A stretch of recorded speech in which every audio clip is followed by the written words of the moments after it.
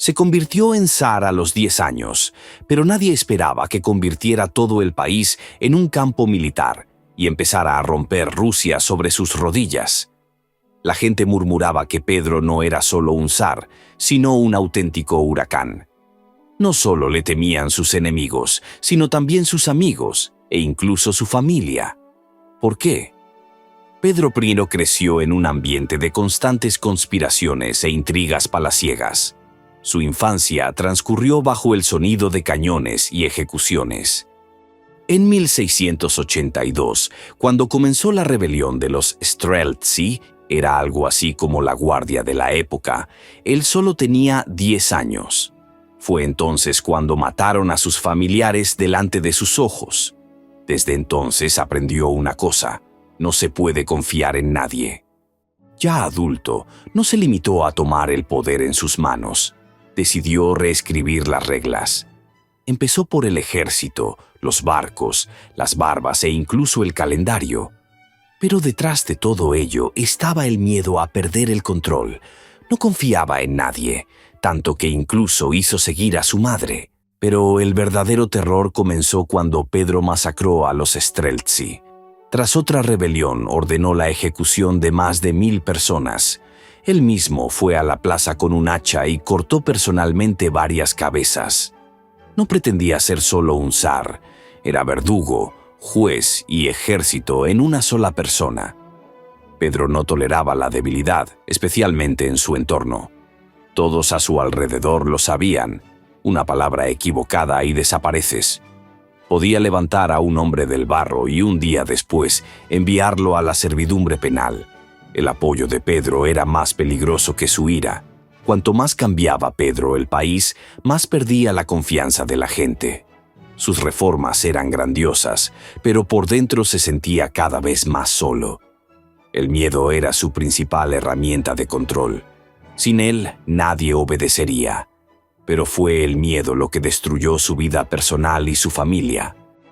Alexei, el hijo mayor de Pedro el Grande, no se parecía a su padre ni en carácter ni en deseos, y fue esto el principio del fin. Mientras Pedro construía una armada, cortaba barbas y arrastraba el país hacia Europa, Alexei soñaba con un monasterio. No le gustaban los asuntos militares, no le interesaba la política, y desde niño se había sentido atraído por la antigua fe rusa, por la sencillez y la paz. Estaba en contra de las reformas de su padre, aunque nunca lo dijo en voz alta, simplemente guardó silencio y se retiró. Y Pedro no soportaba el silencio y la debilidad. Cuando Alexei tenía poco más de 20 años, le dijo abiertamente a su padre: «No quiero ser zar. Déjame hacerme monje». Pedro no podía perdonar tal cosa. No lo veía solo como debilidad, sino como traición. Alexei no era solo un hijo, era un heredero. Y si renunciaba al poder, podría ser una señal para sus enemigos. La situación se caldeó hasta el límite. Alexei comenzó a planear su huida al extranjero. Se carteó con personas influyentes de Europa, buscó ayuda en cortes extranjeras. Quería marcharse y no volver jamás. Alexei no era un traidor. Solo era un extraño en una familia donde el poder significaba más que el amor. No quería luchar contra su padre, solo quería desaparecer. Pero Peter vio eso como una amenaza. No importaba que Alexei no quisiera el trono, importaba que podía convertirse en una bandera para todos los opositores a la reforma, y eso lo convirtió en el enemigo número 1 a los ojos de su padre.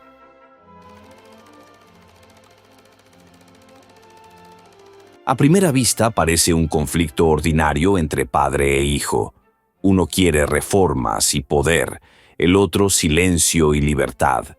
Pero todo cambia radicalmente cuando Pedro empieza a sospechar que su hijo no solo no está de acuerdo, sino que está dispuesto a traicionarlo a él y a todo el país. En 1716, cuando Pedro se encontraba en una campaña militar en el extranjero, convocó a su hijo, pero Alexei no fue. Lo comprendió.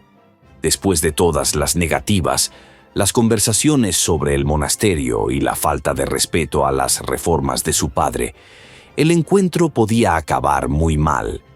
Y entonces decidió un paso desesperado, una huida secreta al extranjero. Alexei abandonó Rusia bajo la apariencia de un viaje ordinario. No estaba solo. Le acompañaba su amante, futura esposa, Efrosinia Fedorova, que también desempeñó un papel importante en sus planes.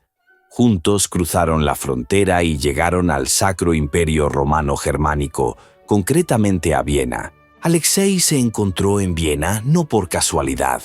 Fue un intento cuidadosamente planeado de escapar definitivamente del poder de su padre y encontrar protección en Europa. Allí encontró acogida en el emperador Carlos VI, jefe de la corte austriaca. Alexei no solo pidió asilo, sino que esperaba recibir protección política y posiblemente apoyo militar si la situación con su padre se agravaba. Se quejaba de que Pedro no le quería, que amenazaba su vida y que quería quedarse en el extranjero para siempre. Curiosamente, en su correspondencia con el emperador, Alexei prometió renunciar a su pretensión al trono ruso. Pero incluso con esta condición, su aparición en Europa causó alarma. Después de todo, el hijo del zar en ejercicio, protegido por una potencia extranjera, parecía en sí mismo un posible líder de una futura conspiración. Pedro se lo tomó como una puñalada por la espalda. Temía que si Alexei regresaba con apoyo europeo, estallaría una rebelión.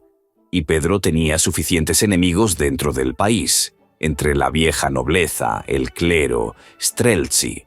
Solo necesitaban una excusa, y Alexei podría convertirse en un símbolo de la resistencia. El zar reaccionó con rapidez y dureza. Ordenó interrogar a todos los que habían tenido contacto con Alexei. Sirvientes, funcionarios, escribas, incluso antiguos maestros. Algunos no pudieron soportar la tortura y murieron. Otros fueron ejecutados para que nadie quisiera ocultar la verdad. Los testimonios variaban. Algunos decían que Alexei soñaba con volver y derrocar a su padre. Otros que simplemente tenía miedo y quería desaparecer.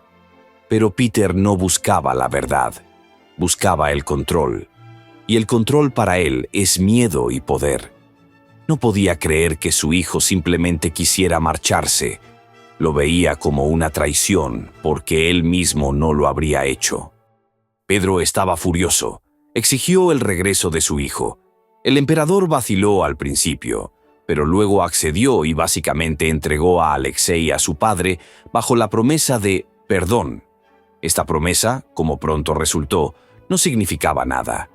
Alexei había sido engañado. Pedro no amenazó directamente. En su lugar el zar decidió actuar con astucia. Envió a su hombre de confianza, el conde Tolstoy, a ver a su hijo. Trajo una carta de Pedro en la que el zar escribía: «Si te arrepientes y regresas voluntariamente, te perdonaré. Te prometo que nadie te tocará. Seguirás vivo». Alexei creyó. Soñaba con la paz. Estaba cansado de esconderse. Ya tenía a Efrosinia embarazada. Y esperaba que su padre realmente buscara la reconciliación. Sabía que Peter era cruel, pero seguía siendo su hijo. Creer que su propio padre le engañaría tan fríamente.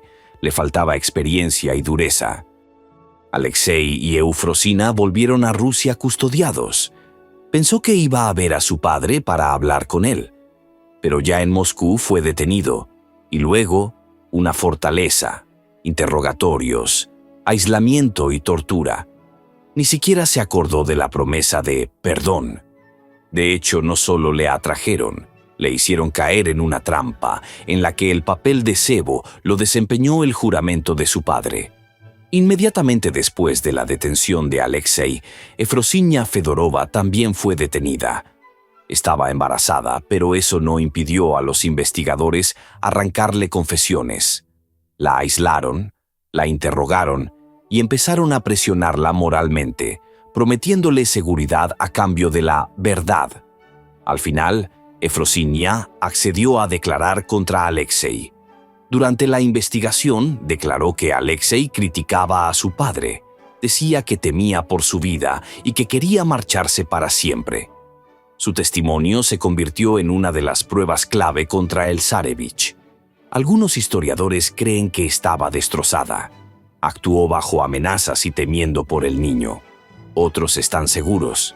Se estaba salvando a toda costa. Después fue enviada a un convento, como se solía hacer con las mujeres en casos similares. Allí dio a luz a un hijo de Alexei, pero se desconoce el destino de este niño. Las huellas en la historia están cortadas. La propia Efrosinia dejó de ser mencionada en los documentos. Fue como si la hubieran borrado de la historia. Alexei fue llevado a la fortaleza de Pedro y Pablo, donde se encerraba a los enemigos más peligrosos del Estado. Allí pasó casi 2 meses. Durante todo ese tiempo fue interrogado. Con dureza. No solo investigadores, sino también verdugos vinieron a interrogarle. Alexei fue golpeado, privado de sueño, mantenido en el frío. Le hacían la misma pregunta. ¿Hubo una conspiración? Y si no, ¿por qué huyó? Bajo tortura, firmó todo lo que le exigieron, incluso cosas que no había hecho. Ya no luchaba, solo quería que todo acabara. 3 días antes de morir, sus órganos internos se apagaron. El hígado, los riñones y el corazón empezaron a morir de dentro hacia afuera.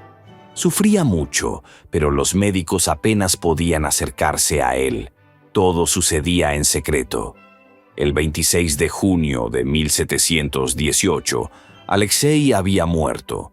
Solo tenía 28 años. La muerte fue repentina y no se investigó oficialmente. No hubo autopsia, ni documentos, ni explicaciones.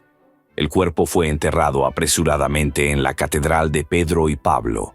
Nadie dijo cuál fue exactamente la causa de la muerte, pero todo el mundo lo sabía. No era una enfermedad. Era el final, al que se dirigían paso a paso desde la infancia.